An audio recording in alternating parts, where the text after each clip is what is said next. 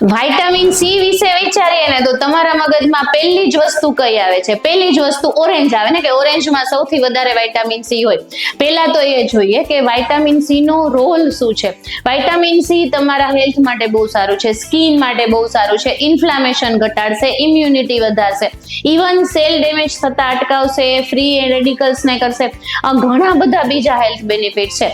પણ ઓરેન્જ કરતા બી વધારે વિટામિન સી બીજા ફ્રૂટ્સ અને વેજીટેબલમાં પણ છે. તો જોઈએ આજે કે ઓરેન્જ કરતા કેટલા વિટામિન સી વધુ હોય છે બીજા ફ્રૂટ્સમાં. ઓરેન્જ કે એમાં છે ને 70 મિલીગ્રામ જેવું વિટામિન સી હોય છે.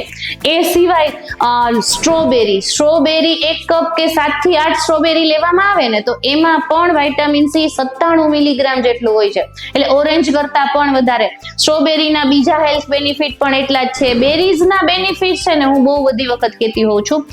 ઇન્ફ્લામેશન ઘટાડશે, ઇવન એન્ટીઓક્સિડન્ટ છે, હેલ્થ માટે સારું છે, હાર્ટ માટે સારું છે, ડાયાબિટીક પેશન્ટ માટે પણ સારું છે, અને બીજા બધા મિનરલ્સ પણ એમાં હોય છે.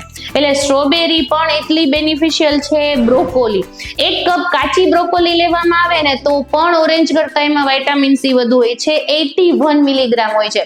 ઇવન એમાં વિટામિન કે પણ હોય છે. તો બ્લડ ક્લોટિંગમાં પણ એ બેનિફિશિયલ છે. એટલે બ્રોકોલીનો યુઝ પણ બહુ સારી રીતે થતો હોય છે ડાયટમાં, અને ટેસ્ટી બી હોય છે.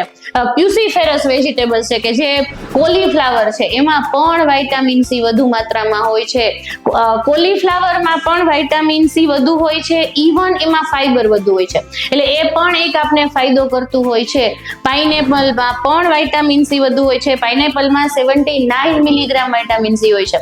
એટલે ઓરેન્જ કરતા વધુ છે, ફાઈબર વધુ છે, બીજા પણ બેનિફિટ પાઇનેપલના વધુ છે. ગટ માટે સારું છે, ડાઇજેશન માટે સારું છે. એટલે પાઇનેપલ પણ એટલું જ ફાયદાકારક છે.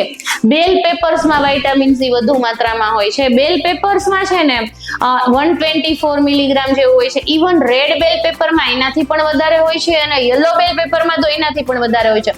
300 મિલીગ્રામ થી પણ વધારે એમાં વિટામિન સી હોય છે. એટલે બેલ પેપર કે કેપ્સિકમ જેને આપણે ડાયટમાં એડ કરવા જોઈએ તો પણ વિટામિન સી મળશે. બેલ પેપર છે ને સ્કિન માટે પણ એટલા ફાયદાકારક છે, વેઇટ લોસમાં પણ હેલ્પફુલ છે. એમાં વોટર કન્ટેન્ટ પણ હોય છે, તો તમારું ડિહાઇડ્રેશન પણ ઘટાડવામાં હેલ્પફુલ થશે. ટેસ્ટ સારો હોય છે. તો બેલ પેપરને એડ કરશો તો પણ તમારી વિટામિન સી ની જરૂરિયાત પૂરી થઈ રહેશે. એ સિવાય કીવીમાં પણ 128 મિલીગ્રામ જેવું વિટામિન સી હોય છે.